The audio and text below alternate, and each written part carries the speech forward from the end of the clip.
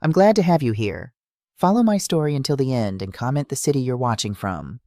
The casket was closed because Isabella insisted the accident was too severe for an open viewing.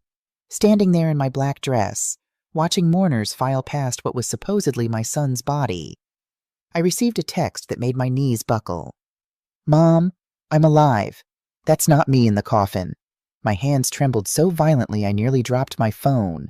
The room swam before my eyes as I desperately tried to maintain my composure. If you're watching this, subscribe and let me know where you're watching from. Let me back up and tell you how this nightmare began. My name is Carmen Perez, 67 years old, recently retired after teaching high school English for 42 years. I'd raised my son Mateo as a single mother after his father walked out when Mateo was just 6. We were close, or so I believed. The funeral home smelled of lilies and grief, that peculiar mixture of flowers, tears, and whispered condolences. I'd chosen a simple service, though Isabella had pushed for something more elaborate.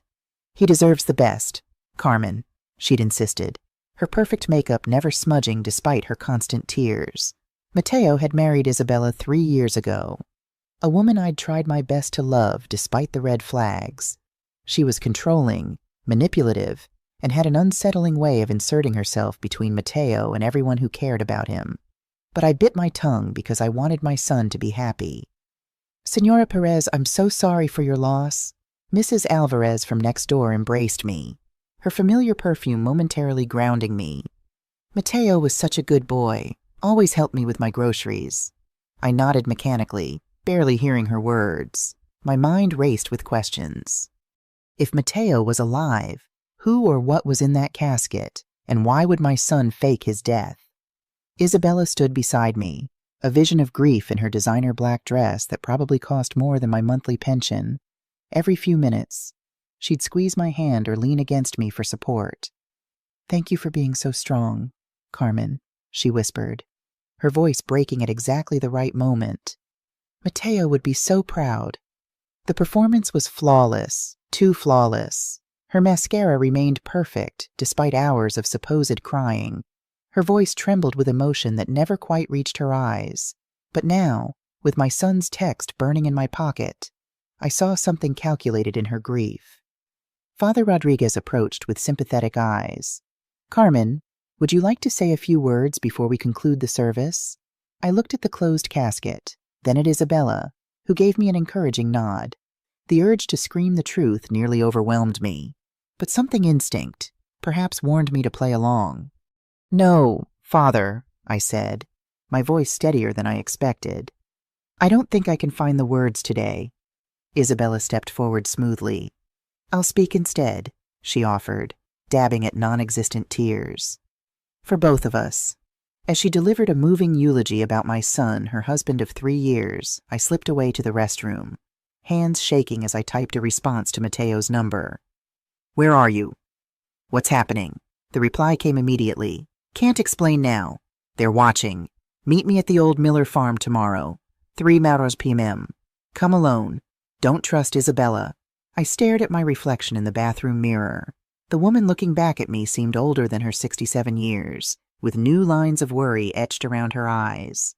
For a moment, I wondered if grief was making me hallucinate, creating impossible hope from despair. But the message had come from Mateo's phone, and who else would know about the Miller farm? When I returned to the viewing room, Isabella was concluding her tearful speech.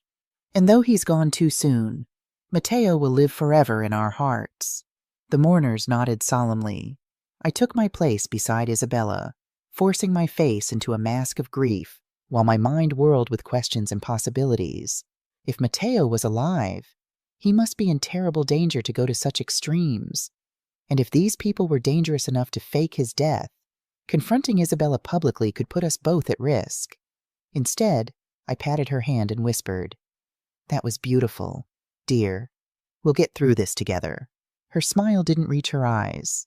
After the service, mourners gathered at my modest home for the reception. I moved through the crowd like a ghost, accepting condolences and casseroles, watching Isabella work the room with effortless charm. She was particularly attentive to Mateo's colleagues from the accounting firm, especially the senior partners who had taken him under their wing. Carmen, Isabella's voice pulled me from my thoughts. Mr. Davis was asking about Mateo's life insurance policy. I told him we'd discuss the details another time. Mr. Davis, a silver-haired man I'd never met, nodded solemnly. Of course. Just letting you know the firm provides assistance with these matters for employees' families. Thank you, I replied automatically, noting the calculating look that passed between Isabella and this stranger.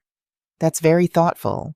As the evening wore on, I found myself watching Isabella through new eyes, the way she kept careful track of who attended, the hushed conversations in corners with people I didn't recognize, the frequent checks of her expensive watch, a gift from Mateo that had cost him 3 months' salary. By the time the last guest left, it was past midnight. Isabella insisted on staying with me for support, though her new condo was just 20 minutes away. You shouldn't be alone tonight, Carmen, she said, her voice honey-sweet with concern. I'll take the guest room. I couldn't refuse without raising suspicion. Thank you, dear. I appreciate the company. That night, I lay awake in my bed, listening to the sounds of Isabella moving around the guest room. Every creak of the floorboards, every soft footfall outside my door set my nerves on edge. If my son was alive and in hiding, what danger was he facing? And more importantly, was that danger currently sleeping under my roof? 2 weeks before the funeral, Mateo had called me excited about a new business venture. Mom, Isabella and I are going into real estate development. We found this incredible opportunity in Florida. His voice had an edge of excitement I hadn't heard in years, though something about it seemed forced, almost desperate. Just be careful, sweetheart, I'd cautioned, that motherly instinct prickling. These investment schemes can be risky. It's not a scheme, Mom, he'd replied, a hint of irritation in his voice. This is legitimate, big money, life-changing money. Then, more softly, Isabella's really good with numbers. She's figured it all out. A week later, I received the call every parent dreads. Isabella, sobbing hysterically, told me Mateo had been killed in a car accident. The vehicle had caught fire, she claimed, leaving his body badly burned and difficult to identify. I can't bear for you to see him like that, she'd wailed into the phone. Please, Carmen, let me protect you from this horror. Something about her performance felt rehearsed, but grief makes you question your own instincts. I'd buried my husband 20 years earlier. I knew how shock could make people behave strangely. So, I'd agreed to the closed casket against every fiber of my being. But now, standing at my son's funeral with his impossible text message, I realized my instincts had been screaming warnings I'd chosen to ignore. The woman weeping dramatically beside me wasn't a grieving widow. She was an actress putting on the performance of her life. And apparently, my son was very much alive. Morning came with the sound of Isabella moving about the kitchen. I found her preparing coffee, already dressed immaculately in a black pantsuit that probably cost more than my monthly pension. I made you toast, she said, gesturing to a plate on the table. You need to keep your strength up. There's so much paperwork to handle after, well, you know. I murmured my thanks and sat down, watching her over the rim of my coffee cup. In the harsh morning light, I noticed things I'd missed before the calculating glint in her eyes when she thought I wasn't looking. The way her grief seemed to switch on and off depending on who was in the room. I thought we might go through some of Mateo's papers today, she suggested casually. There are insurance forms that need your signature as his next of kin. Of course, I replied, matching her casual tone. But I have a doctor's appointment this afternoon. Routine checkup. The lie came easily, surprising me. In 42 years of teaching, I'd become adept at spotting deception in teenagers. Now I was employing those same skills from the other side. I can reschedule if you need me, I added, watching her reaction. No, Isabella said quickly. Your health comes first. We can do the paperwork tonight. I nodded, noting how easily she'd accepted my excuse. If she truly believed I was grieving for my only child, wouldn't she have offered to accompany me? Or at least shown more concern after breakfast? Isabella left to make arrangements with the funeral home about the ashes. The moment her car disappeared down the street, I began preparations for my meeting with Mateo. The Miller farm was where Mateo used to take his high school dates. thinking I didn't know. It had been abandoned for years, sitting on 20 acres of overgrown land about 15 miles outside town. If someone wanted to meet secretly, it was the perfect spot, remote, forgotten, with multiple exit routes through the back fields. I packed a small bag with water bottles, a first aid kit, and a flashlight. Then, on impulse, I retrieved the old .38 revolver Miguel had left behind. I hadn't fired it in 20 years, but I remembered how, after checking that it was loaded, I tucked it into my purse alongside my phone and wallet. That night, I barely slept. Every noise made me jump. Every shadow seemed threatening. What had Mateo gotten himself into? Was he really in danger, or was this some elaborate scheme he and Isabella were running together? The rational part of my mind said the text could be fake, that grief was making me grasp at impossible hopes. But the message had come from Mateo's phone. And who else would know about the Miller farm I'd raised Mateo alone after Miguel left us? It wasn't the life I'd planned, but we'd made it work. Those early years were difficult teaching all day. Grading papers late into the night while Mateo slept in the small apartment we called home. I'd scrimp and save to make sure he never missed out on school trips or baseball equipment. Somehow, we'd built a good life together. Mateo had been such a sensitive child, always with his nose in a book. Much like me, he'd grown into a thoughtful, kind young man who called me every Sunday without fail, even after he moved out to attend college on scholarship. When he landed his job at Davis & Hoffman Accounting, I'd never been prouder. My boy, the first college graduate in our family, working at a prestigious firm. Then came Isabella. They'd met at a client's charity gala 3 years ago. Isabella Rodriguez, beautiful, accomplished, 10 years older than most of the young women Mateo usually dated.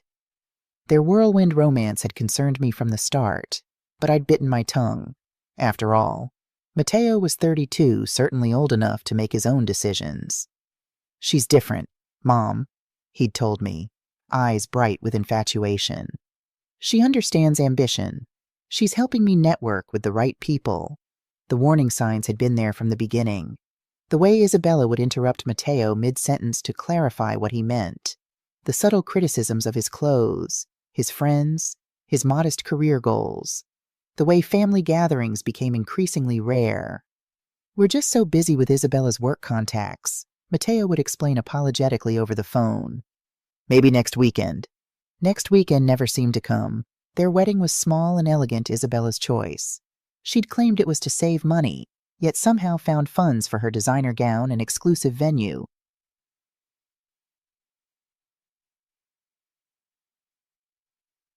I'd written a sizable check as my gift to them, nearly depleting my modest savings, but Isabella had barely acknowledged it.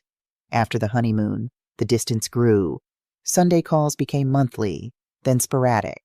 When we did see each other, Mateo seemed different, more reserved, less likely to share his thoughts. Isabella was always there, monitoring our conversations, steering topics away from anything too personal. "Mateo's working so hard on this new certification," she'd explain when I asked why he seemed tired. "I'm just making sure he stays focused." The next afternoon, I drove my old Honda down the dirt road leading to the abandoned farmhouse, my heart hammering against my ribs. If Mateo was alive, why fake his death if he was in trouble? Why not come to me for help? The Miller farm looked even more decrepit than I remembered. The main house sagged on its foundation, windows broken, porch steps rotted through. The barn leaned dangerously to one side, its red paint long faded to a dusty pink. I parked behind the barn, out of sight from the main road, and waited. At exactly 3:00 p.m., I saw a figure emerge from the tree line at the edge of the property. Even from a distance, I recognized the walk, the way he held his shoulders. It was my son, very much alive. Mateo ran to my car as I stepped out, pulling me into a fierce hug that confirmed what my heart already knew. This was real. My boy was breathing, warm, alive. "Mom, I'm so sorry," he whispered into my hair. "I never wanted you to go through that funeral, but I had to make sure you were safe first." "Safe from what?" I pulled back to look at his face, searching for answers. His eyes were haunted. older than they'd been just weeks ago. From the people Isabella's been working with. His voice dropped even lower. Mom, I think they want to kill me for real. We sat in his truck behind the old barn while Mateo explained how his perfect marriage had become a nightmare. Isabella hadn't just married him for love. She'd married him for access to something much more valuable than his accountant's salary. Remember when Abuelo Joe died and left you that property in Colorado? Mateo asked. I nodded. My father had owned 40 acres of what everyone thought was worthless mountain land. I'd never even seen it, just paid the property taxes every year out of habit. Isabella had it surveyed without telling either of us, Mateo continued, his voice tight with anger. Turns out there's a natural gas reserve underneath it worth millions. Maybe tens of millions. My breath caught in my throat. Millions? Yes, that land you've been paying taxes on for decades is worth a fortune. But the land is in my name, I said, confused. Was in your name? Mateo's jaw tightened. Remember those papers you signed last month? The ones Isabella said were for my life insurance beneficiary updates. My blood went cold. I'd trusted my daughter-in-law when she'd brought me a stack of legal documents, explaining that Mateo wanted to make sure everything was in order for our family's financial security. I'd signed without reading carefully because I trusted her. She forged some of the paperwork, Mateo continued. Made it look like you were transferring the property to me as part of estate planning. Then she had me sign papers that would make her the sole heir if anything happened to me. The pieces were falling into place with sickening clarity. So if you're dead, she owns land worth millions. Exactly. But here's where it gets worse. The people she's working with aren't just paper pushers. Mom, they're criminals. They've done this before to other families, targeting older people with valuable assets they don't know they have. I felt that familiar surge of protective anger I'd experienced throughout Mateo's childhood. Nobody threatened my boy and got away with it. How did you find out? I overheard a phone call. Isabella was talking to someone about how they'd handle my accident. She was planning the funeral arrangements before I was supposed to be dead. He shuddered. I realized I had maybe hours before they made their move. So you disappeared. I had to, but I also had to make sure they thought their plan worked. At least temporarily. If they knew I was alive, they might come after you to force me out of hiding. I studied my son's face, seeing the man he'd become under pressure. Whose body is in that casket? Mateo. Nobody's. It's weighted with sandbags. I figured if I could buy enough time, maybe I could find evidence to stop them. He looked at me with desperate hope. Mom, I need your help. These people are serious, and I can't fight them alone. For 40 years, I'd protected this boy from scraped knees, broken hearts, and teenage mistakes. Now he needed me to help him survive something far more dangerous. The teacher in me wanted to march him straight to the police, but the mother in me recognized the fear in his eyes was real. What do you need me to do? Mateo's relief was palpable. First, we need to get you somewhere safe. Then we need to figure out how to expose what Isabella's really doing before she realizes I'm not actually dead. As if summoned by his words. My phone buzzed with a text from Isabella. Carmen, can you come over tonight? There are some of Mateo's business papers I need to go over with you. The trap was already closing, but now we knew it was coming. I have a plan, I told Mateo, showing him the message. But you need to stay hidden. These people think they're dealing with a grieving old woman who'll sign anything they put in front of her. Let's use that to our advantage. I agreed to meet Isabella that evening, playing the role of grieving mother-in-law while my very much alive son hid in the abandoned farmhouse. The plan was simple, get evidence of her scheme while she still believed I was an easy target. Isabella and Mateo lived in a modest 2-story house that I'd helped them buy with a down payment gift 2 years ago. Another investment in my son's happiness that had apparently been part of a longer con. Thank you for coming, Isabella said, greeting me at the door with red-rimmed eyes and a trembling voice. Oscar-worthy performance, truly. She led me to the kitchen table where she'd spread out various documents. I know this is difficult, but we need to start thinking about Mateo's estate. There are some assets that need to be transferred, and I wanted to make sure you understood everything. I put on my reading glasses and examined the papers, recognizing some from the stack I'd signed the month before. Others were new, including what appeared to be a power of attorney form giving Isabella control over my Colorado property. I don't understand, I said, channeling my inner confused elderly woman. Why would Mateo's estate need anything to do with my land? Isabella's mask slipped for just a moment, a flash of irritation crossing her features before the grieving widow returned. Mateo was handling your estate planning. Remember, he wanted to make sure everything would be simple for you as you get older. The condescension in her voice made my teeth clench, but I forced myself to appear grateful. That's so thoughtful, but I'm not that old, dear. I can still manage my own affairs. Of course you can, she said quickly. But Mateo worried about you living alone, especially after that fall you had last winter. I'd slipped on ice and bruised my hip, hardly a sign of declining mental capacity. But I could see how they'd been building a narrative about my supposed fragility, probably for months. Well, if Mateo thought it was best, I reached for a pen, then paused as if confused. But why does this paper say the property is worth $12 million? My father's old land isn't worth anything. Isabella's pupils dilated slightly. That's just a placeholder number for insurance purposes. Legal documents require estimated values. I nodded as if that made perfect sense, then deliberately knocked over my water glass, soaking the papers. Oh no, I'm so clumsy. While Isabella rushed to get towels, I quickly took photos of the soggy documents with my phone. When she returned, I was dabbing helplessly at the mess. I'm so sorry, dear. Should we do this another day? No, it's fine, Isabella said, but I could see the frustration she was trying to hide. I have copies. Why don't we just focus on the property transfer tonight? We can handle the rest later. She produced a fresh copy of the power of attorney document, and I pretended to read it carefully while actually studying her face. There was something predatory in her expression when she thought I wasn't looking, like a cat watching a mouse. Will this help with taxes? I asked innocently. Absolutely. It'll save you thousands. She leaned forward eagerly. All you need to do is sign right here. I picked up the pen, then set it down again. You know, I think I should have my lawyer look at this first. Mateo always said never to sign legal documents without professional advice. The temperature in the room seemed to drop 10 degrees. Isabella's smile became strained, almost grotesque. Carmen, I am family. You can trust me. And the longer we wait, the more complicated the tax situation becomes. Something in her tone made my survival instincts kick into high gear. This wasn't just about money anymore. I was looking at a woman who would do whatever it took to get what she wanted, including eliminating obstacles. I'm sure you understand, dear. It's just good practice. I stood up, gathering my purse.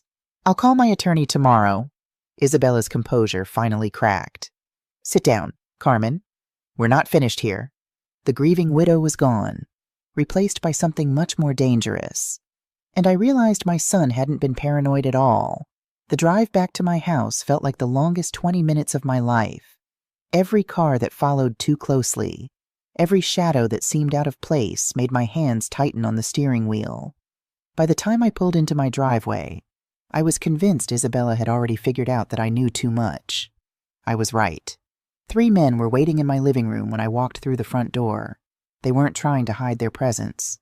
They'd turned on my lamps and made themselves comfortable on my furniture, like they owned the place. Mrs. Perez, said the one sitting in my late husband's recliner, a man in his 50s with the kind of face you'd forget immediately if you weren't terrified of it. We need to talk. My teacher instincts kicked in the same calm authority I'd used to control unruly teenagers for 4 decades. I don't recall inviting anyone into my home. You'll need to leave immediately. The man smiled, and it was worse than if he'd threatened me outright. I'm afraid we can't do that just yet. See, there's been some confusion about your son's business affairs, and we need to clear it up. My son is dead, I said flatly. Whatever business he had died with him. That's the thing, Mrs. Perez. The second man, younger with cold eyes, pulled out his phone and showed me a grainy photo of Mateo taken that afternoon near the Miller farm. Because this was taken about 3 hours ago. I stared at the photo, my mind racing. How had they found him so quickly? I don't know what kind of sick game you're playing, but no games, Mrs. Perez. The man in the recliner interrupted.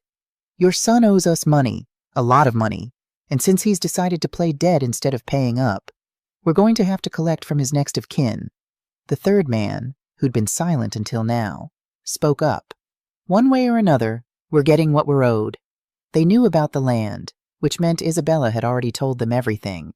Probably before Matteo's supposed death, this whole elaborate scheme was falling apart, and they were moving to Plan B. How much money are we talking about? I asked, playing for time while trying to figure out how to warn Matteo. 2.5 million plus interest, the man in the recliner replied. Your boy made some very poor investment choices with our money. The number hit me like a punch to the stomach. Even if the land was worth what they claimed, there was no way I could liquidate it quickly enough to save Matteo's life. I don't have that kind of money, I said honestly. But you have land worth 10 times that amount. The first man responded smoothly. Sign it over to us, and your son's debt is forgiven. He can even come home and pretend to rise from the dead. Very biblical. The man in my husband's chair leaned forward. Or you can keep protecting him, and we'll find him eventually anyway. But then we'll collect the money and make sure he never bothers us again along with anyone who helped him hide. The threat was crystal clear. They'd kill us both if I didn't cooperate. I need time to think about this, I said. You have until tomorrow night. Isabella will bring you the papers. He stood up, straightening his jacket. Make the right choice, Mrs. Perez, for both your sakes. They left as casually as they'd arrived, and I stood in my violated living room, shaking with rage and fear. 43 years of marriage, 20 years of widowhood. And nobody had ever made me feel this helpless in my own home. But helpless and defeated were two different things. I'd been underestimated my entire life because I was a woman, because I was a teacher, because I was polite and accommodating. These men had just made the same mistake. They had no idea what a mother would do to protect her child. I drove back to the Miller farm through back roads, checking my mirrors constantly and taking a deliberately confusing route to make sure I wasn't followed. Matteo was waiting for me in the old farmhouse, pacing like a caged animal. They found you, I said without preamble. They have photos of you here. His face went white. How is that possible? I've been so careful. Doesn't matter now. They gave me an ultimatum. Sign over the Colorado land by tomorrow night or they kill us both. I sat down on a dusty crate, suddenly feeling every one of my 67 years. Matteo, how did you end up owing $2.5 million to these people? He ran his hands through his hair, looking younger and more vulnerable than he had since he was a teenager caught sneaking out of the house. It started small. Mom, Isabella said she'd found some investment opportunities that could make us rich quickly. Private loans with huge returns. Let me guess. You needed seed money to get started. Exactly. First it was $10,000, then $25,000. The returns were incredible at first, enough to pay back the loans and have money left over. His voice was bitter with self-recrimination. I should have known it was too good to be true. What happened? The whole thing was a Ponzi scheme. When it collapsed, everyone who'd borrowed money to invest was left holding the debt. But our loans weren't from banks. Mom, they were from the kind of people who break legs when you can't pay. I thought about the 3 men who'd invaded my home, their casual confidence that violence was always an option. And Isabella knew this when she suggested the investments. That's what I'm trying to figure out. Either she's the dumbest person alive or she's been setting me up from the beginning. Matteo had always been too trusting, a quality I'd normally cherish in my son. But Isabella had taken advantage of his good nature from the start. As we talked, a clearer picture of her deception emerged. Tell me about Isabella's background, I said. The real story, not the version she told us. Matteo leaned against the wall, his face troubled. After I found out about the Colorado property, I started digging. Her parents weren't wealthy real estate developers in Phoenix. They were small-time con artists who moved from city to city, staying one step ahead of their victims. She grew up in that world. He nodded. From what I could piece together, they lived in motels, constantly changing schools. Her father went to prison when she was 15, and her mother abandoned her soon after. She spent 3 years in foster care before aging out of the system. My teacher's heart ached for the child Isabella had been. even as I despised the woman she'd become. A lifetime of insecurity and survival had twisted her into someone who saw people as marks rather than human beings. That's why she's so obsessed with money and status, Mateo continued. She grew up with nothing, terrified of going back to that life. When she met me at that charity event, she wasn't there as a guest. She was working as a server, scouting for potential targets. And you were perfect, I said softly. Young, successful, kind. And with a mother who owned valuable property she didn't even know about. His voice was hollow. Isabella didn't love me. Mom, she had a long con planned from our first date. I remembered how quickly Isabella had pushed for marriage, how she'd isolated Mateo from his friends, how she'd taken control of their finances despite Mateo's accounting degree. The signs had been there all along. How did she find out about the Colorado land, I asked. Your grandfather never thought it was worth anything. She had access to my computer where I kept digital copies of all our family documents. She must have run property searches on everything in our names. Mateo shook his head. One night, about 6 months ago, I overheard her on the phone talking about mineral rights and survey reports. When I asked her about it, she claimed it was for a client. And the gas deposits, how did she discover those? She's been working with a man named Miguel Delgado for at least a year. He runs a company that identifies properties with untapped resources, then finds ways to acquire them cheaply. Mateo's expression darkened. Usually by targeting elderly owners who don't understand what they have. The name clicked immediately. Miguel Delgado was in my house tonight, the one sitting in your father's chair. Mateo's eyes widened. He's dangerous. Mom, ex-military turned mercenary before he got into this scheme. The other men are probably Vasquez and Torres, his enforcers. I felt cold despite the warm evening. These aren't just white-collar criminals, are they? No, they've done this before. I found files on Isabella's laptop. At least 4 other cases where elderly property owners mysteriously died or were declared mentally incompetent after refusing to sell. Their children or spouses inherited, then quickly sold to shell companies owned by Delgado. And Isabella has been part of this operation all along, I said, the full horror dawning on me. She married you to gain access to our family. Mateo looked away, ashamed. She knew exactly who to target. Mom, a Latino accountant from a modest background, raised by a single mother who taught high school. She calculated that we'd have family land somewhere most immigrant families try to buy property as soon as they can. And she knew I'd be the type to take care of my mother's finances as you got older. I reached out to squeeze his hand. This isn't your fault. Mateo, she's a professional manipulator. But I should have seen through her. All those times she insisted on handling our investments despite my financial training. The way she always changed the subject when I asked about returns or documentation. His voice cracked. I was so blind. What pushed you to investigate? I asked. Last month, I found withdrawal slips for large amounts from our joint account. When I confronted her, Isabella claimed she was preparing a second honeymoon to celebrate our anniversary.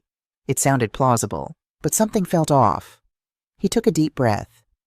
Then I overheard that phone call about my accident. She was in our home office with the door nearly closed, speaking softly. Once the accident happens, we'll have 90 days to complete the transfer. The mother won't be a problem, she trusts me completely.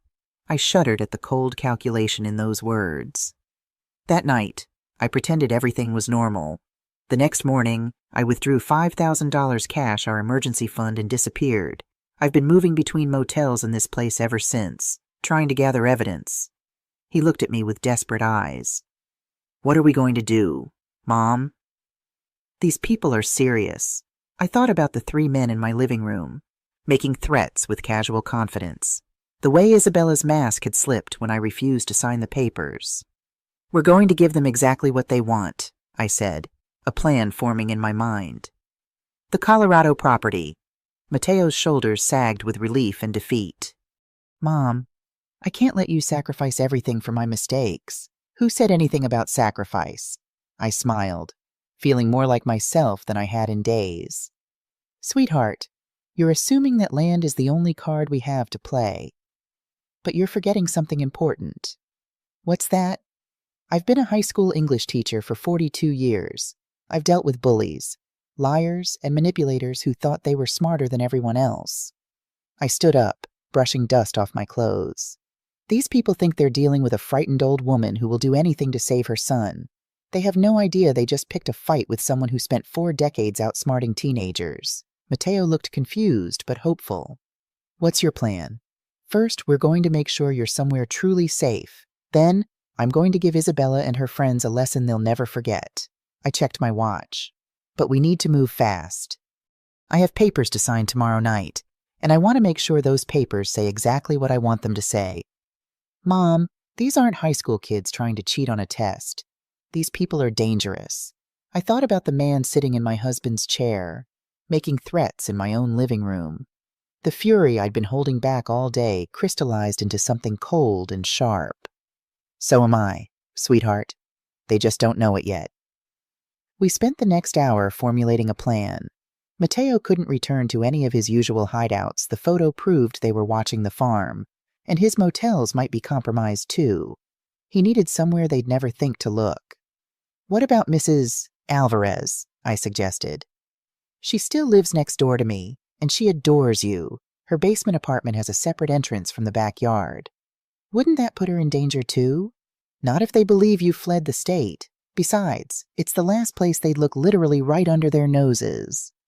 After a quick call, Mrs. Alvarez agreed without hesitation. She'd known Mateo since he was a boy and hadn't believed the accident story from the start. Something wasn't right about that wife of his, she'd muttered.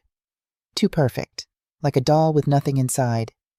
With Mateo's safety arranged, we turned to the heart of the problem, the money and the land. I need to understand exactly how this investment scheme worked, I said. Start from the beginning. Mateo explained how Isabella had introduced him to exclusive investment opportunities shortly after their wedding. The initial investments were small $5,000 here, $10,000 there, with impressive returns that arrived like clockwork. The early payouts were real, he explained. That's how Ponzi schemes work. They use new investors' money to pay returns to earlier investors, creating the illusion of legitimate profits. And the $2.5 million they claim you owe, Mateo's expression darkened. About 6 months ago, Isabella convinced me to leverage our house and savings for a once-in-a-lifetime opportunity. She said her contact had exclusive access to pre-IPO shares in a tech company that was about to go public. The potential return was enormous enough to retire young. But there was no tech company, I guessed. Exactly. The money disappeared into accounts controlled by Delgado. When I started asking questions about documentation and returns, Isabella stalled. Then came the threats, subtle at first, then increasingly direct. My contacts are not people you want to disappoint, she'd say. A terrible thought occurred to me. Mateo, were you actually planning to invest my Colorado property too? He looked ashamed. Isabella had been pushing for it. She said we could use it as collateral for an even bigger investment. I kept refusing. It was your land, not mine to risk. That's when the accident plan started. So she couldn't convince you to use my property, and they decided to eliminate you to get it another way. The cold calculation was breathtaking. What happened to the other investors in this scheme? Most lost everything, but quietly. These were wealthy people who didn't want the embarrassment of admitting they'd been conned. But there was one man, Dr. Jensen, who threatened to go to the authorities. He had documentation, recordings of conversations with Delgado. Mateo swallowed hard. He died in a home invasion 2 weeks later. Police called it a robbery gone wrong, but nothing valuable was taken except his computer and files. I felt sick. We're dealing with killers, not just con artists. That's why I had to disappear. Mom, when I found out what they were planning, I knew they wouldn't stop at just me. Once they had the property, you'd become a liability too. And the photos they showed me. They must have surveillance on the farm. I thought I was being careful. He ran a hand through his hair. I've been trying to gather evidence against them, but it's scattered across different accounts and devices. Isabella has most of the documentation for the investments on her laptop, but it's password protected and never leaves her sight. I thought about the Isabella I'd observed at the funeral, and in her home always checking her phone, keeping her designer handbag close. The laptop was likely there, protected, but accessible. Tell me more about Delgado's operation, I said. How many people are involved? From what I've pieced together, it's surprisingly small. Delgado runs everything, identifies properties, recruits people like Isabella to target owners, and handles the money. Vasquez and Torres are his muscle. There's also a lawyer who creates the fake documentation and a banker who helps move the money offshore. What about the other victims? Have you contacted any of them? Mateo shook his head. Too risky. Many don't even realize they've been targeted specifically. The investment scheme looks legitimate. On the surface, losses can be blamed on market volatility or bad luck. And those who do suspect foul play are too afraid to speak up after what happened to Jensen. I absorbed this information, thinking about the next steps. We need evidence. Mateo, hard evidence that links Delgado, Isabella, and the others to both the investment fraud and the threats against you. How Isabella's laptop has everything, but we can't get to it. Maybe we don't need to. An idea was forming, risky, but potentially effective. What if we could get them to incriminate themselves? Create a situation where they admit their plans, believing they've already won. Mateo looked skeptical. These people are professionals. Mom, they're not going to just confess because we ask nicely. No, but people who think they've won often become careless, arrogant. I smiled grimly. I've seen it countless times with students who thought they'd gotten away with cheating. The moment they believe they're safe, they start bragging. I checked my watch. Almost midnight. I need to make a phone call, but not from either of our phones. They're probably monitoring them. Use Mrs. Alvarez's landline when we get there. Who are you calling? An old student of mine, Robert Judge. He's a criminal defense attorney now, but he still owes me for not failing him senior year when he plagiarized his term paper. For the first time since this nightmare began, Mateo smiled, a flash of the boy I'd raised. You're really going to fight them, aren't you? With everything I've got, I promised. No one threatens my family and gets away with it. As we prepared to leave the farm, Mateo hesitated. Mom, there's something else you should know about Isabella. I paused, sensing his discomfort. What is it? The reason she targeted me specifically? He took a deep breath. She knew about Abuelo's property because she'd researched our family thoroughly. She'd been watching me for months before we coincidentally met at that charity event. The calculated nature of her deception was staggering. How do you know this? I found a file on her laptop, background research on potential targets. Mine included details about you, your teaching career, even old newspaper clippings about Abuelo buying the Colorado land in the 1970s. She knew everything about us before she ever said hello. The violation felt personal and profound. Isabella hadn't just married my son under false pretenses. She'd studied our lives, our history, our vulnerabilities, all to exploit us. She will pay for this, I said quietly, not just for the money or the threats, but for making a mockery of our family. As we drove away from the farm through back roads, I glanced at Mateo in the passenger seat. The pain in his eyes was more than financial. It was the deep wound of betrayal by someone he'd loved and trusted. What am I supposed to do now? He asked softly. How do I trust anyone again? It was the question every parent dreads the moment when you realize your child's innocence is truly gone. But it was also an opportunity to help him find strength he didn't know he had. You learn to trust yourself first, I said. You learn to recognize red flags, to ask questions, to verify things that seem too good to be true. But you don't let fear keep you from connecting with people who deserve your trust. Mateo smiled for the first time since this nightmare began. Like my mom, who turns out to be a criminal mastermind when I needed her to be. I prefer strategically gifted, I replied. And I learned from watching you, actually the way you protected me by disappearing. The courage it took to fake your death when you realized how dangerous these people were. You're braver than you think. By the time we reached Mrs. Alvarez's house, we had the outline of a plan dangerous and uncertain, but better than surrendering to Delgado's demands. Mateo would remain hidden while I set a trap that would give us both the evidence and leverage we needed. These criminals had no idea who they were dealing with. They saw an aging Spanish teacher, a vulnerable widow they could easily manipulate. They failed to recognize that 4 decades of managing classrooms filled with teenagers had taught me more about handling manipulators and liars than any criminal ever knew. Tomorrow, Isabella and her friends would learn exactly how dangerous I could be. The next morning, I did something I hadn't done in 20 years. I called in sick to my volunteer work at the library and drove to the city to meet with the one person who could help me turn this disaster into justice served. Robert Judge had been my lawyer since my husband died. But more importantly, he'd been my student 30 years ago when he was a rebellious teenager trying to coast through senior English. Now he ran one of the most respected criminal defense firms in the state, and he still owed me a favor for not flunking him when he deserved it. "Carmen Perez," he said, standing up from his mahogany desk with a genuine smile. "You look exactly the same as when you were terrorizing us with Shakespeare." "I prefer educating with enthusiasm," I replied, accepting his hug.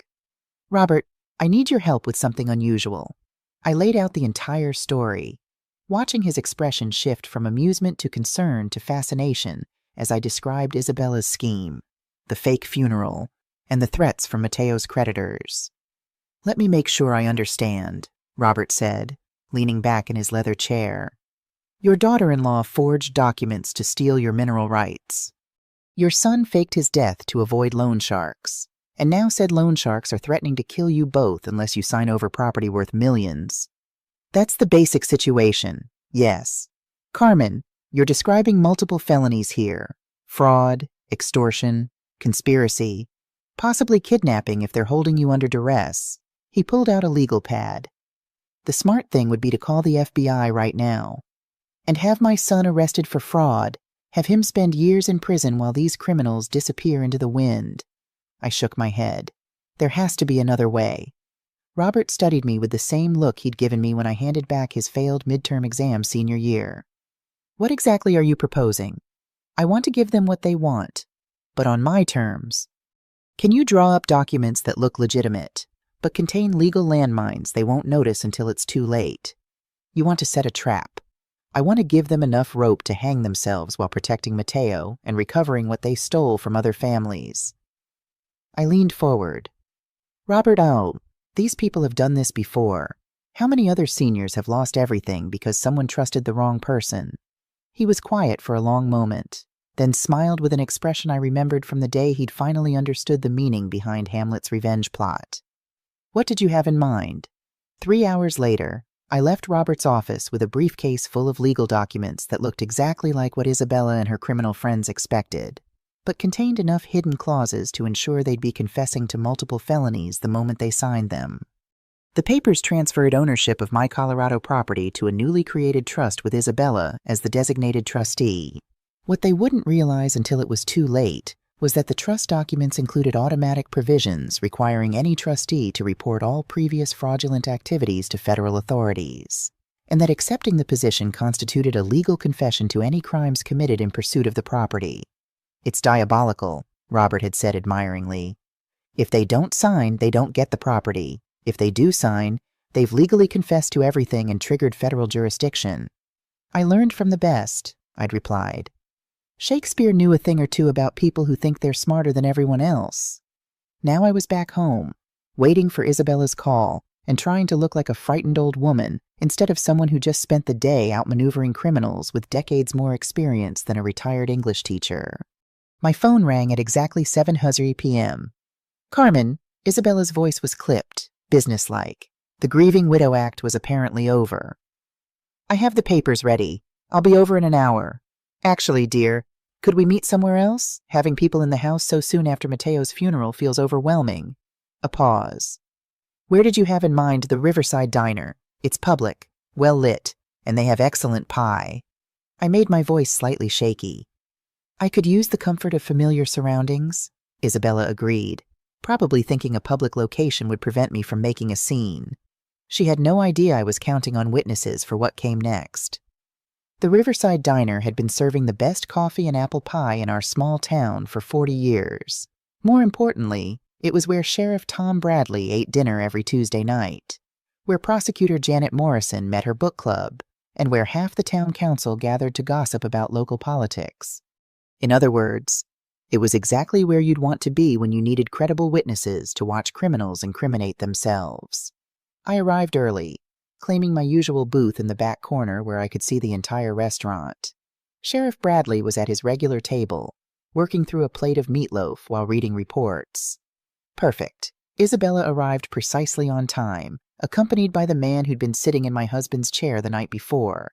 She introduced him as Miguel, Mateo's business partner. But I could see the calculation in his eyes as he scanned the room, noting the sheriff's presence.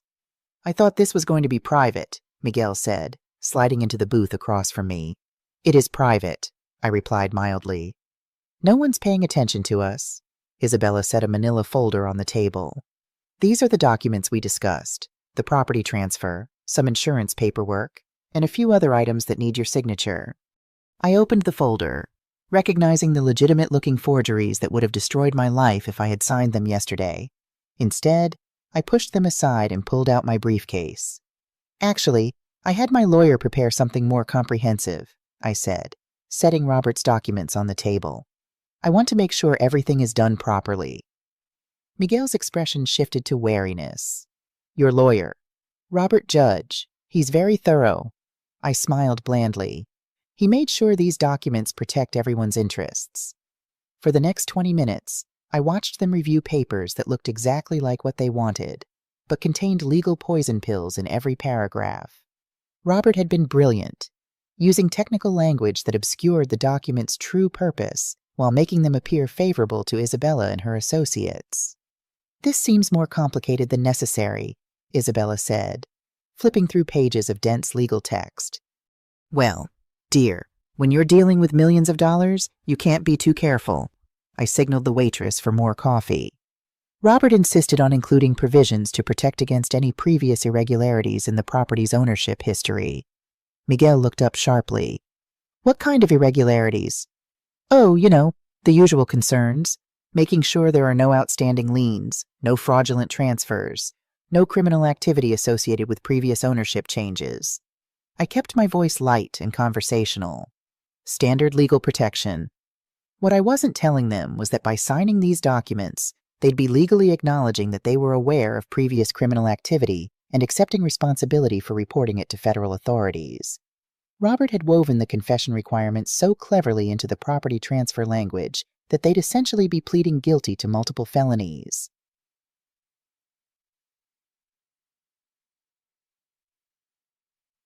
"I think we should have our lawyer review this first," Miguel said, starting to close the folder. "Of course," I agreed easily. Though I should mention, Robert said the property tax implications changed significantly after midnight tonight. Something about quarterly reporting requirements and federal oversight of high-value mineral rights transfers. It was complete nonsense, but it sounded official enough to create urgency. Isabella and Miguel exchanged glances. "What exactly happens after midnight?" Isabella asked. "The transfer becomes subject to additional federal scrutiny, which could delay processing for months. Robert said it's better to handle everything under the current regulations." I shrugged apologetically. "I don't pretend to understand all the legal technicalities." Miguel pulled out his phone, presumably to call their lawyer, but it was after 8:30 p.m. on a Tuesday. No legitimate attorney would be available for an emergency consultation about property transfers. As he stepped outside to make his call, Isabella leaned forward. "Carmen, I know this is difficult. Losing Mateo, now dealing with all this paperwork." Her voice dripped with false sympathy. "But it's what he would have wanted, making sure you're taken care of." I looked into the eyes of the woman who had planned my son's death, who had married him solely to access our family's assets, who had pretended to love him while plotting his destruction. In that moment, I felt a cold clarity that surprised me. "You know what Mateo would have wanted. Isabella, he would have wanted his wife to love him for who he was, not for what she could steal from his family." Her eyes widened fractionally, then narrowed. "I don't know what you're talking about." "Don't you—" I kept my voice low. "I know everything, Isabella, about the Ponzi scheme, about Delgado, about your plans for my son's accident. The only reason I'm sitting here instead of talking to the police is that I'm trying to protect Mateo." A flash of panic crossed her face before she controlled it. "Mateo is dead. Carmen, you're obviously confused by grief. Am I?" I sipped my coffee calmly. "Then why did Miguel show me a photo of my very much alive son taken yesterday? Why are you threatening to kill us both if I don't sign over my property?" Isabella's mask slipped completely. revealing the cold, calculating woman beneath. You have no idea who you're dealing with. Old woman. Sign the papers and maybe you both get to live. Refuse, and neither of you will see Christmas. That's quite a threat to make in a public place, I observed mildly, especially with the sheriff sitting right over there.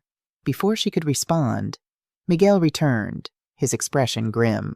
Our lawyer isn't answering, but I've reviewed enough of this to see it's basically what we discussed. There's just a lot of extra legal language. Fine, Isabella said, her composure restored. Let's just sign and be done with it, for the next 30 minutes. I sat patiently while they read through documents that would destroy them, answering their questions with carefully rehearsed explanations that made the trap sound like standard legal protection. When they finally signed, I felt the same satisfaction I'd experienced watching difficult students finally grasp a complex literary concept. They had no idea they'd just confessed to everything. The moment Isabella and Miguel finished signing the documents, I excused myself to use the restroom, taking my briefcase with me.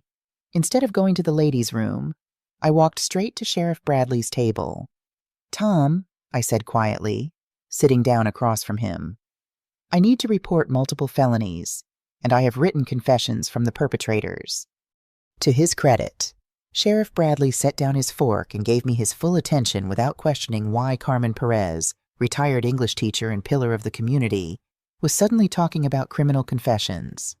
I quickly explained the situation while keeping one eye on Isabella and Miguel, who were still sitting in the booth, probably planning how to spend their millions. These people threatened to kill me and my son, I finished. They made their intentions very clear. I opened my briefcase and showed him the documents. My lawyer designed these papers so that by signing them, they've legally acknowledged their criminal activities and agreed to cooperate with federal authorities. Tom examined the papers, his 20 years of police experience evident in how quickly he grasped the legal implications. This is incredibly clever and completely legal. Completely. Robert made sure of that. I glanced toward the booth where Isabella was checking her watch impatiently. Tom, there's something else. My son isn't actually dead. That got his attention. Come again. Mateo faked his death to protect himself from these people. He's been hiding, but they found him anyway. I pulled out my phone and showed him the photos I'd taken of the forged documents in Isabella's kitchen. I have evidence of the fraud, extortion, and conspiracy, and now I have their signed confessions. Sheriff Bradley was quiet for a moment, then smiled with genuine admiration. Carmen, in 30 years of police work, I've never seen a civilian conduct a more thorough criminal investigation. He stood up, straightening his uniform. Let me go have a conversation with your dinner companions. Wait, I put a hand on his arm. There's something else you should know. They have partners, other people involved in this scheme. If you arrest Isabella and Miguel now, the others might disappear. What are you suggesting? Give me 5 more minutes with them. Let me confirm the meeting location where they're supposed to deliver the signed documents to their bosses. I smiled. Then you can arrest everyone at once. Tom studied my face, probably wondering when the mild-mannered English teacher had turned into a master strategist. 5 minutes. But Carmen, if this goes sideways, it won't. I've been handling difficult people for 42 years. These criminals are just better dressed than my former students. I walked back to the booth where Isabella and Miguel were growing increasingly impatient. Sorry for the delay, I said, sliding back into my seat. Where do we go from here? Miguel relaxed slightly. We need to get these documents to our legal team tonight for final processing. There's a warehouse on Industrial Boulevard where we're meeting them. Tonight, the sooner we complete the transfer, the better, Isabella said. It's been such a difficult time. The practiced grief returned to her voice. I nodded sympathetically while mentally noting the location. Industrial Boulevard was perfect for a police raid, isolated enough that civilians wouldn't be at risk when the arrests went down. I suppose you'll need me there to verify my identity for the transfer. Actually, no, Miguel said quickly. Your signature on these documents is all we need. You can go home and try to get some rest. Of course, they didn't want me at the meeting. I was supposed to go home and wait quietly while they celebrated stealing millions from a grieving mother. Well then, I said, standing up and gathering my things. I guess this is goodbye. Isabella actually had the audacity to hug me. Thank you, Carmen. Mateo would be so proud of how strong you've been. As I walked out of the diner, I saw Sheriff Bradley finishing his dinner and preparing to follow me. In 30 minutes, Isabella and her criminal associates would discover that their victim had been hunting them all along. But first, I had a phone call to make. I called Mateo from my car in the diner parking lot, watching through the window as Sheriff Bradley made his own phone calls, presumably coordinating with state and federal authorities. Mom, Mateo's voice was tight with anxiety. How did it go? Better than expected. They signed everything, and Sheriff Bradley is coordinating arrests as we speak. I started my car, keeping my voice calm despite the adrenaline coursing through my system. Sweetheart, I need you to stay exactly where you are until this is over. What about Isabella? Does she suspect anything? I thought about my daughter-in-law's performance, the fake grief, the casual threats, the way she'd manipulated both Mateo and me for months. She suspects I'm a frightened old woman who just signed away millions to save her son's life. She has no idea what actually happened. Mom, what if something goes wrong? What if they figure out the documents are traps before the police get there? It was a legitimate concern. Robert's legal landmines were sophisticated, but they weren't foolproof. If Isabella and Miguel had a lawyer review the documents before meeting with their partners, they might realize they'd been outmaneuvered. Then we'll deal with that problem when it happens, I said firmly. Mateo, I need you to understand something. What happened to you? What these people tried to do to our family. It's not your fault. Isabella targeted you specifically because you're decent and trusting. I should have been smarter. I should have seen through her. Sweetheart, I lived with your father for 23 years and thought I knew him completely. Sometimes the people closest to us are the hardest to see clearly. I pulled out of the diner parking lot, following the route that would take me past Industrial Boulevard. The important thing is that we're fixing it. 20 minutes later, I parked on a hill overlooking the warehouse district, close enough to see the activity, but far enough away to be safe. Sheriff Bradley had been thorough.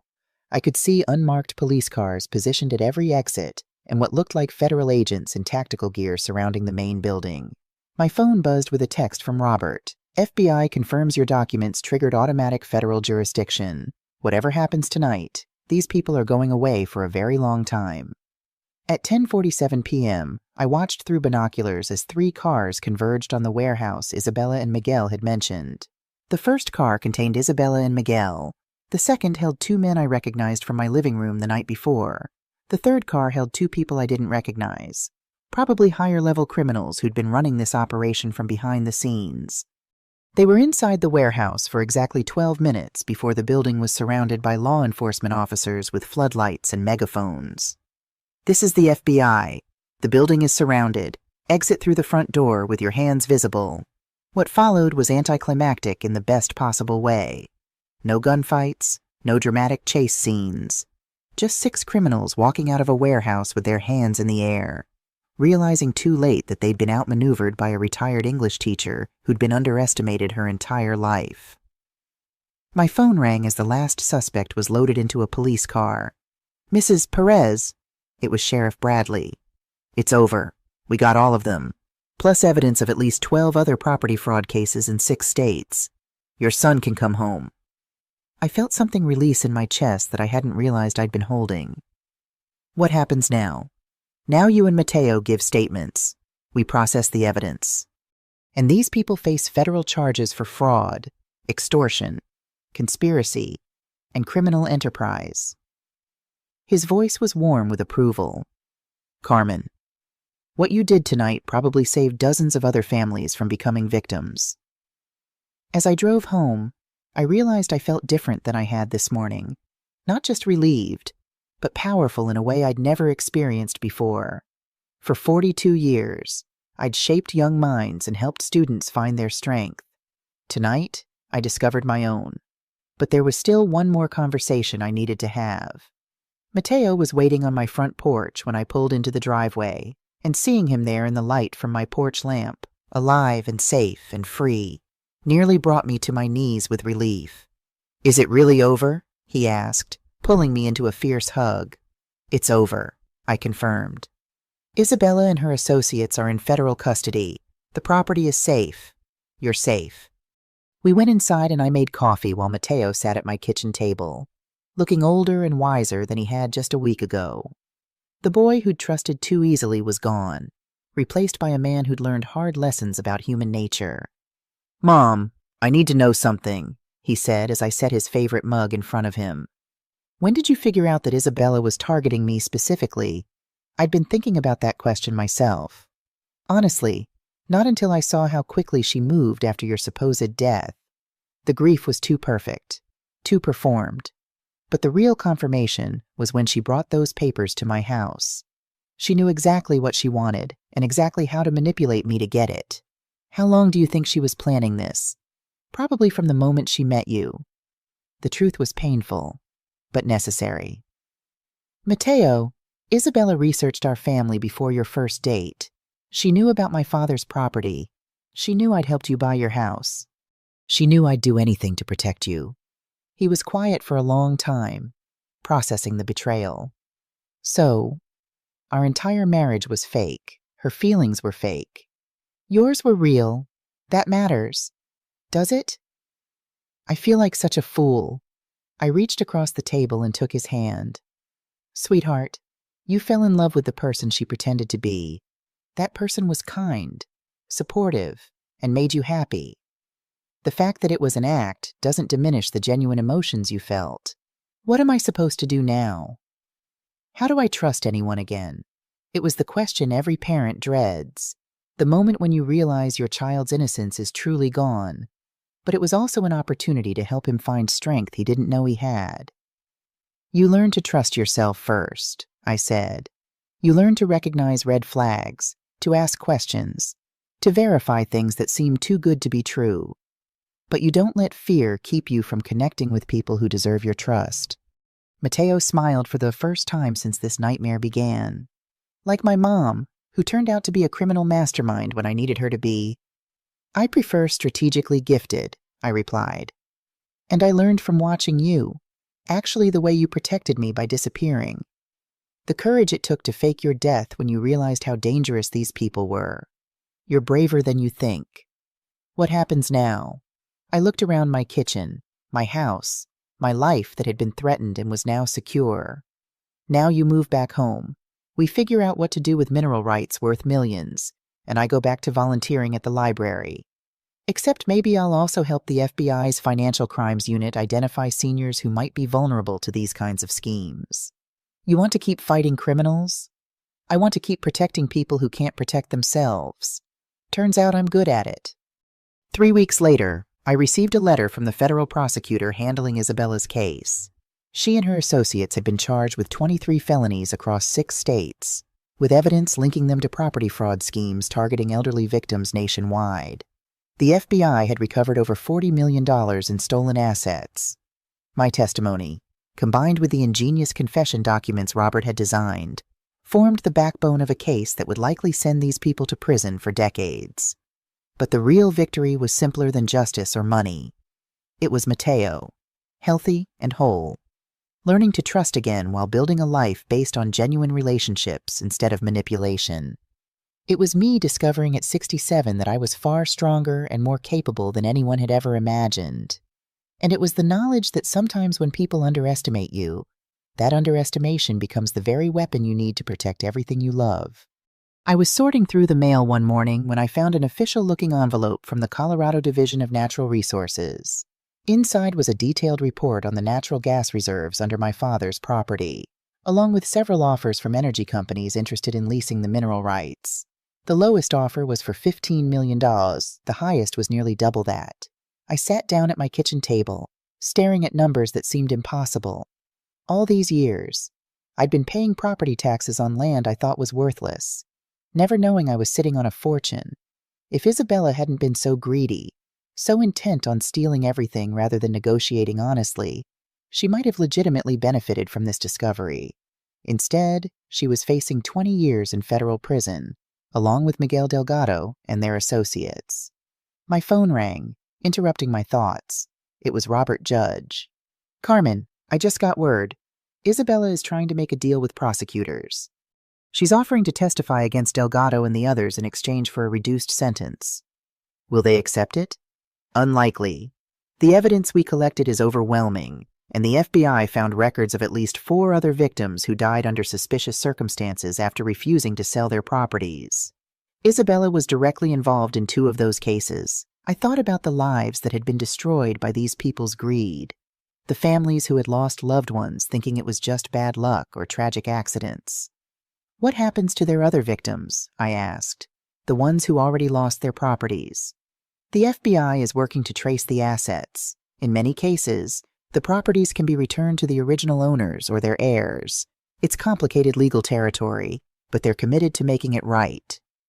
After we hung up, I sat on my porch swing, watching the neighborhood children play in the early summer evening.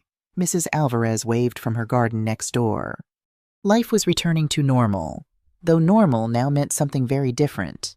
Mateo had moved into an apartment downtown, close to the FBI field office where he was now consulting on financial fraud cases targeting the elderly. He was still healing from Isabella's betrayal, but I saw glimpses of his old self returning his kindness, his humor, his capacity for joy. As for me, I'd discovered a strength I never knew I possessed. The Colorado property would eventually provide financial security beyond anything I could have imagined, but the real wealth was in knowing I could face the worst and emerge victorious. My phone buzzed with a text from Mateo. Court date set for preliminary hearing. Are you ready for this? I typed back. More than ready. See you there. In the morning, I would face Isabella and her co-conspirators in court. I would look them in the eye and tell the truth about what they'd done to my family and to so many others. And I would do it without fear, because I now understood what they had failed to see, that a lifetime of being underestimated had prepared me perfectly to become their worst nightmare. The funeral had been fake, but my son's resurrection was beautifully, powerfully real. And my own rebirth as a force to be reckoned with was perhaps the greatest surprise of all. The federal courthouse was intimidating, all marble columns and solemn grandeur. I wore my best dress, the navy blue one I'd saved for special occasions, and held my head high as I walked up the steps with Mateo beside me. Inside, the courtroom was already filling with people. Some were reporters, drawn by the sensational nature of the case. Others were victims or family members of victims, their faces marked by the same mixture of grief and determination that I recognized in my own mirror. Mrs. Perez, a woman in her 70s, approached me in the hallway. I'm Eleanor Jensen, David Jensen's widow. I immediately recognized the name. Dr. Jensen had been one of the investors who threatened to expose Delgado's scheme, only to die in a suspicious home invasion. I'm so sorry about your husband, I said, taking her trembling hands in mine. They said it was a random burglary, she replied, her voice steady despite the pain in her eyes. But David had been telling me for weeks that something wasn't right about his investments. When he died, I knew it wasn't random, but no one would listen. They're listening now, Mateo said gently. Mrs. Jensen turned to him with a sad smile. Your mother is extraordinary. What she did trapping them with their own greed, it's given all of us a chance for justice. I shook my head. I just did what any mother would do to protect her child. No, she insisted. You did what a warrior would do, and you've given us all our voices back. Inside the courtroom, I saw Isabella for the first time since her arrest. She sat at the defense table in a modest gray suit, her previously perfect hair now pulled back in a simple ponytail. Without her designer clothes and carefully applied makeup, she looked younger, almost vulnerable. It was hard to reconcile this subdued woman with the manipulative predator who had nearly destroyed my family. Beside her sat Miguel Delgado, his face impassive as he surveyed the room. When his eyes met mine, I saw a flicker of something not remorse, but perhaps a grudging respect. The preliminary hearing proceeded with the formal precision of the justice system. Charges were read. Pleas were entered all not guilty, despite the overwhelming evidence. Bail was denied due to flight risk and the severity of the charges. When it was my turn to testify, I walked to the witness stand with steady steps. The prosecutor, a sharp-eyed woman named Ms. Marshall, led me through the details of the fraud, the threats, and the elaborate scheme to steal my property. Mrs. Perez, she asked, when did you first realize something was wrong? I looked directly at Isabella as I answered. When my supposedly dead son texted me during his own funeral, a murmur ran through the courtroom. And what did you do then?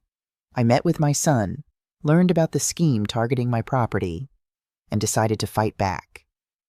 Even knowing these defendants had allegedly killed others who stood in their way. Especially because of that.